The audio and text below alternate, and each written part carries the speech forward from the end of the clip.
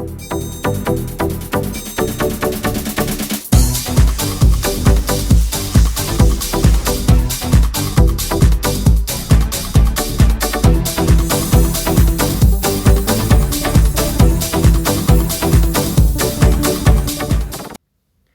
guys, today we're gonna learn about the pawn.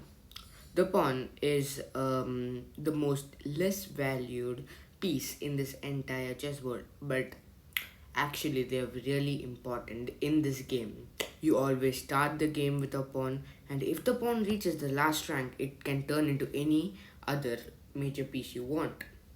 So basically, all startings are with pawns. So as we know, white starts first. So the pawn can move either one step or two steps. So now it's black's turn. So since I played my first move, so the notations I'll explain to you probably in next video or something. But the pawn can move one square in the same row as it. It cannot go to any other row unless it's been capturing another piece. So now it's black's turn. Now, as you can see, it moved two squares. Wow! So the pawn can move one square and two squares in its first move. So basically, all these pawns in this first rank can move either two places or one place. But after they move, they can only move one place further. Interesting, right? So, now how can a pawn go to another row?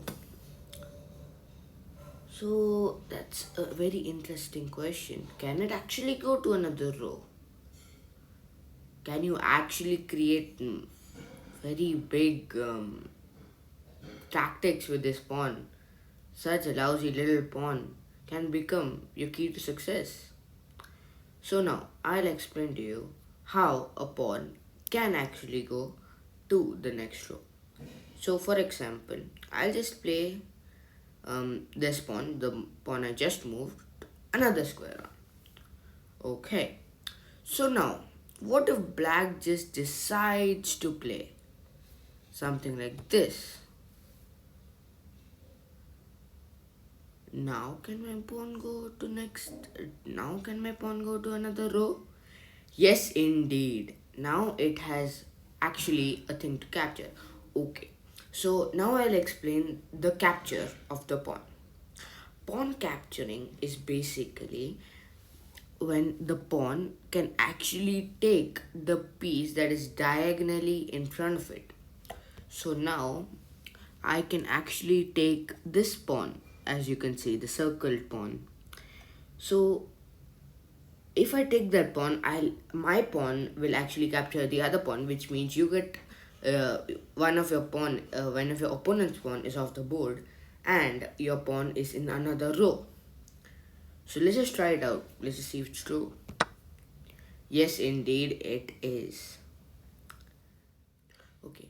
So now, since you understand, now as you have understood some basic techniques of the pawn, let's see if you can figure this out.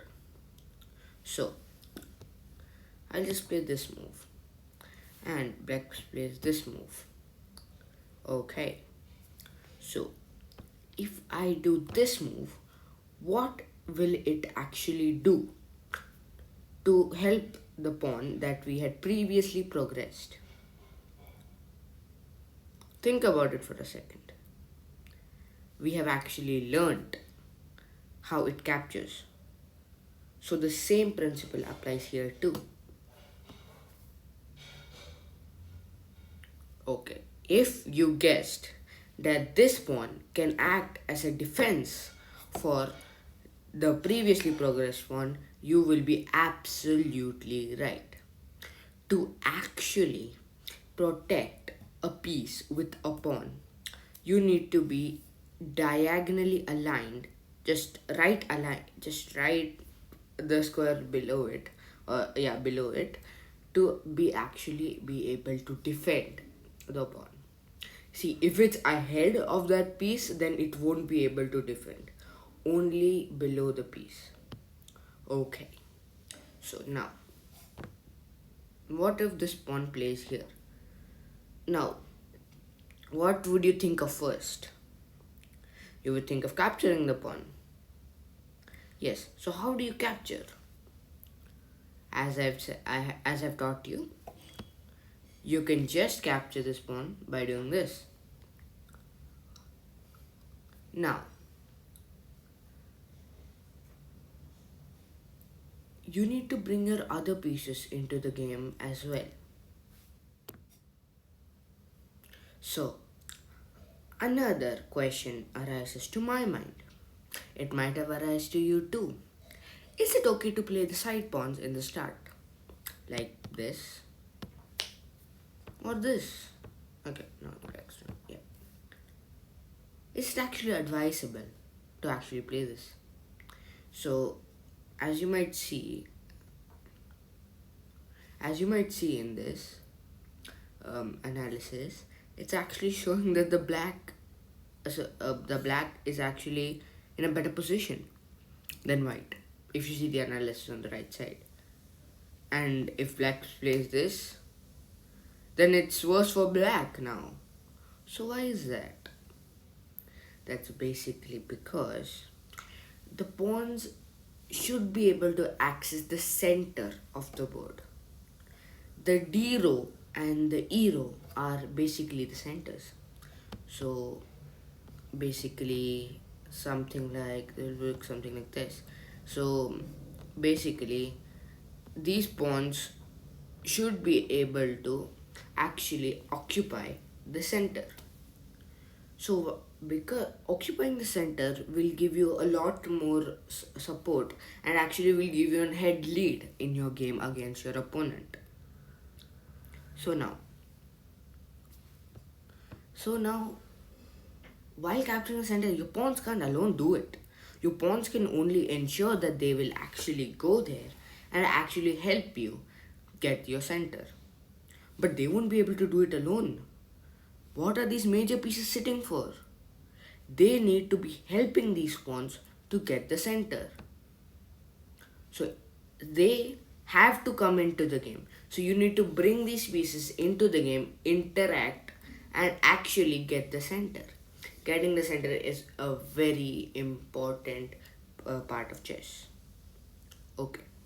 So now, I will explain you the movements of all these major pieces in the next video. Actually, there will be many sets of these videos. So each video I'll explain you about each piece. So that's all for today. So what have we learned today? We have learned how do pawns move, how do actually pawns capture, how to defend a piece with a pawn, and how to capture a center, and why do we need the center and hold the center. Thank you guys. That's all for today. Next session, please wait for the knight tutorial. The knight tutorial is going to be absolutely awesome. So thank you guys for watching.